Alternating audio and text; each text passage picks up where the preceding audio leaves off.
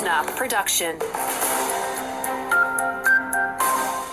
What the budget means for Limestone coasters, we hear from the Cross-Border Commissioner, and the pioneers hit the road.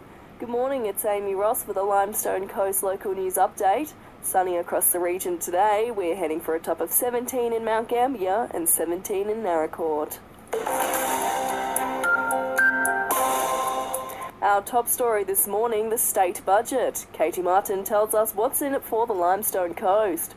First home buyers have been given a leg up. You won't need to cover stamp duty for your first Limestone Coast property. Treasurer Stephen Mulligan yesterday afternoon revealing it's being scrapped for homes up to $650,000.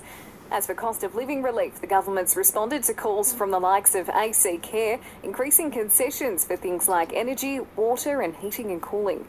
And a trip to the doctors could be about to get much easier for Naracoorte residents, $1 million for a planning study into the delivery of local health services. Housing for health workers, teachers, police officers and other workers will soon be seen in the regions as the government plans to create a regional key worker housing scheme.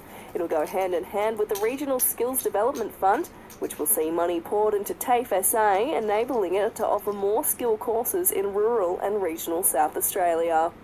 The state's first ever cross-border commissioner says it doesn't matter where you are on state lines, the same issues keep coming up.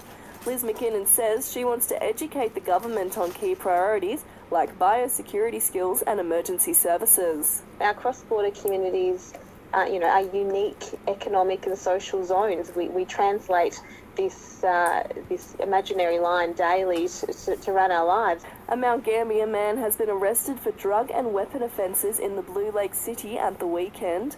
Police allege the 41-year-old had an illicit substance, a knife and knuckle dusters in his possession. The local man was charged with carrying an offensive weapon, possessing a prohibited weapon, trafficking a controlled drug in a prescribed area and breaching bail. He was refused bail and was remanded in custody to reappear in court in a few days. South Australia has now followed Tassie and launching a campaign for Victorian businesses to leave their state. The SA government says it's an obvious choice for businesses wanting to jump the border and set up there to dodge payroll tax hikes from the Victorian government. Figures from Victoria's own Parliamentary Budget Office found Victorians pay more than $5,000 each in taxes to the state every year, compared to nearly $3,000 for South Australians. After this, there is no turning back. You sip the red can, the story ends. You sip the black can, you enter dreamland. And I show you just how good the truth can taste.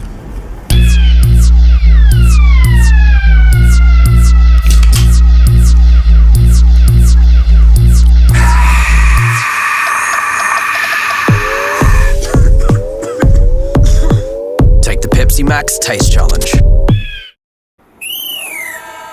It might be cold this weekend, but a few local footy players will be freezing. Hatherleigh Footy Club's hosting a Fight MND round against Port Mac.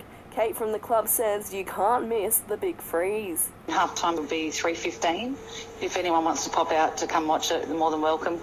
We're selling beanies on the day. We've got lots of cupcakes and biscuits from MND. We've got gate raffles. We've got lucky squares, so everyone's welcome. And there's going to be no NBL 1 South action at Wollonda this weekend as both Pioneer sides hit the road for double headers. The first stop tomorrow will be in Ringwood over the border where both sides take on the Hawks. Then on Sunday, slightly closer to home but not by a lot, the sides will hit up Ballarat taking on the Miners. Both sides will be looking to maintain their dominating winning streaks. For quality tools that go the distance, you can't go past Kango. Kango's bits, blades, trowels and discs are made to go longer and do the job better. Look for the Kango yellow target at Bunnings.